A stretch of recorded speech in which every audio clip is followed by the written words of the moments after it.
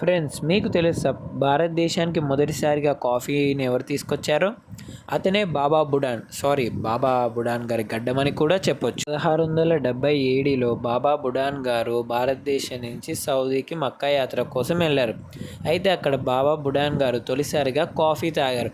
ఆ కాఫీ రుచి వారికి చాలా బాగా నచ్చేసింది. అప్పుడు బాబా బుడాన్ గారు వీటిని ఖచ్చితంగా భారతదేశానికి తీసుకెళ్లాలని ఆయన పక్కనున్న వారి స్నేహితునికి చెప్పారు. కానీ ఫ్రెండ్స్, సౌదీ నుంచి సాధారణమైన మనుషులు పర్మిషన్ లేకుండా కాఫీ గింజల్ని తీసుకెళ్ళడం అక్కడ నిషేధం.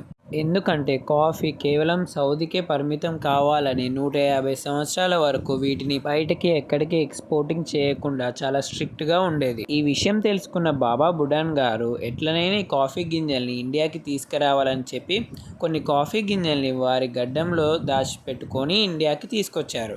ఆ కాఫీ గింజల్ని తీసుకెళ్లి కర్ణాటకలోని చిక్మంగళూరు అనే ప్రాంతంలో నాటాడు. ఇలా కాఫీ భారతదేశానికి వచ్చింది. ఇప్పటికి కూడా చిక్మంగళూరు నుంచే కాఫీ ఎక్కువ ఉత్పత్తి అవుతుంది.